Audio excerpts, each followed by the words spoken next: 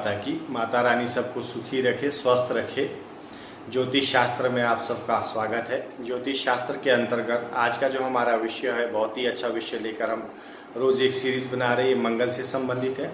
तो मंगल यहाँ पर किस प्रकार का प्रभाव दे रहे हैं, ये प्रथम भाव से लेकर हम 12वें भाव तक का यहाँ पे विश्लेषण कर रहे हैं। आज का जो हमारा विषय है, मंगल 8वें स्थान में अगर किसी की भी कुंडली में, जातक की कुंडली में 8वें स्थान में अगर मंगल ग्रह विराजमान है तो किस प्रकार का फल मनुष्य को प्राप्त करवाते हैं या जातक को प्राप्त होगा। तो आप ये अगर इससे संबंधित कुछ उपाय वगैरह नोट करना चाहते हो तो आप पहले से आपके पास नोटबुक या पेन साथ में रखिए, ताकि आपको जो मैं आने वाले उपाय है वीडियो के द्वारा जो आपको मैं बता रहा हूँ, उसको आप नोट करके अपने जीवन में बहुत सारी चीज़ों से, बहुत सारी मुश्किलों से पार हो सकते हो। क्योंकि 8वें स्थान में जातक का मंगल यहाँ पर जो बैठे होते हैं वो अच्छा फल नहीं देते हैं। तो आपको यहाँ पर ये सोचना है कि 8वें स्थान का मंगल अगर शुभ नहीं है, और साथ ही यहाँ पर मंगल शनि से भी युक्त होता है, और अगर शनि से संयुक्त होके तो ये सुनिश्चित हो जाता है।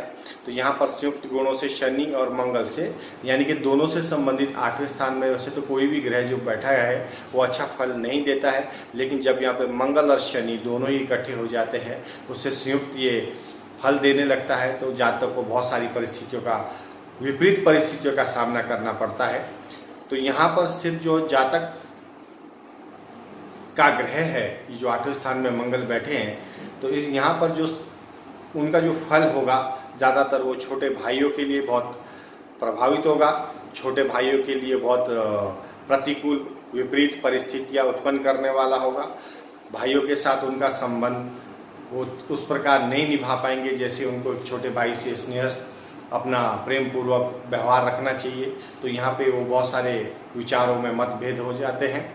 तो जातक को यहाँ पर लाभ या हानि किए बिना, मतलब ऐसा वहाँ की जो सोच रहती है, लाभ या हानि का प्रश्न दिमाग से निकल जाता है, और जो उनका खुद का एक विचार मन में जो बैठ चुके हैं उसी बातों को प्रतिबद्ध हो जाते हैं, और अपने जीवन काल में उसी बातों को लेकर वो आगे चलते हैं। यानी कि भाइयों से संबंधित, छोटे भाई से संबंधित यहाँ पर वो जीवन में एकदम कष्टकारी हो जाते हैं। तो कहने का तात्पर्य यही है कि 8वें स्थान में बैठा हुआ मंगल जातक को कुल मिला के अच्छे फल नहीं देता है, बुरी तरह से ये प्रभावित करता है जीवन काल में अपने भाइयों को और उनके जीवन को। तो यहाँ पर आपके लिए जो उपाय लाल किताब फल कथन अनुसार आपको बताए जाते हैं। अगर आप ये उपाय करते हैं, जीवन में आपको यहाँ पे जो परिस्थितियाँ बनी हुई है, विपरीत परिस्थितियाँ बनी है, तो उसको आप अच्छा कर सकते हैं। तो उपाय इस प्रकार से रहते हैं, उपाय आप नोट करिए।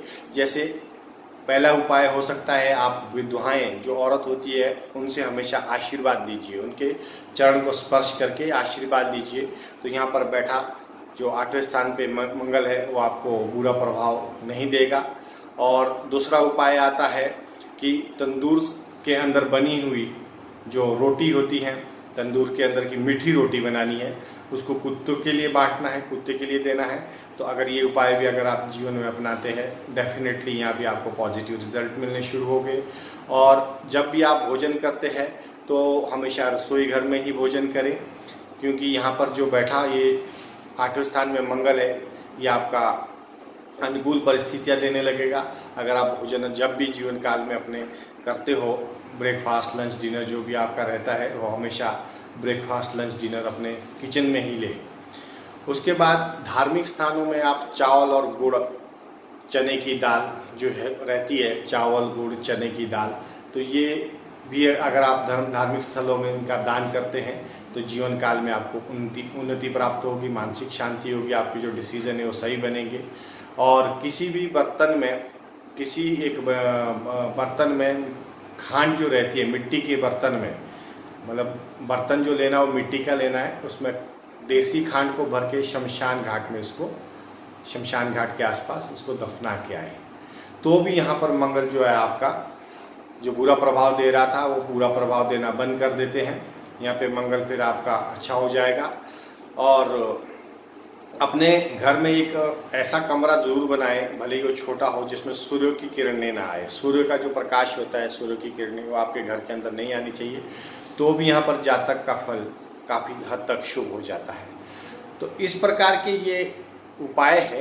अगर आप देखेंगे अपने जीवन काल में, क्योंकि 8वें स्थान में मंगल यहाँ पे आपको बहुत प्रभावित करता है जीवन काल में, खासकर भाइयों से संबंधित ये विपरीत परिस्थितियाँ बनाता है, घर परिवार से संबंधित ये विपरीत परिस्थितियाँ बनाता है। तो उसके आधार पर अगर आप यहाँ पे अगर ये उपाय करते हैं जो आपको बताया, डेफिनेटली आपको इसमें अच्छा फल प्राप्त होगा। और ज्योतिष से संबंधित जो भी आप जानकारी अपने जीवन में और चाहते हैं, हमारा नंबर स्लाइड पे दिया जा रहा है।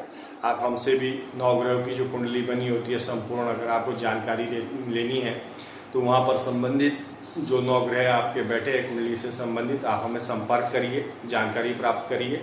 अगर आपके नज़दीक में कोई अच्छे ज्योतिषाचार्य है, वैदिक शास्त्र पंडित वाले हैं, तो उनके पास जाके भी आप अपने समग्र जीवन का जो समस्त जीवन है उस विषय की जानकारी आप प्राप्त कर सकते हैं, जो भी आपके जीवन में कठिनाइयाँ या परेशानी आ रही है।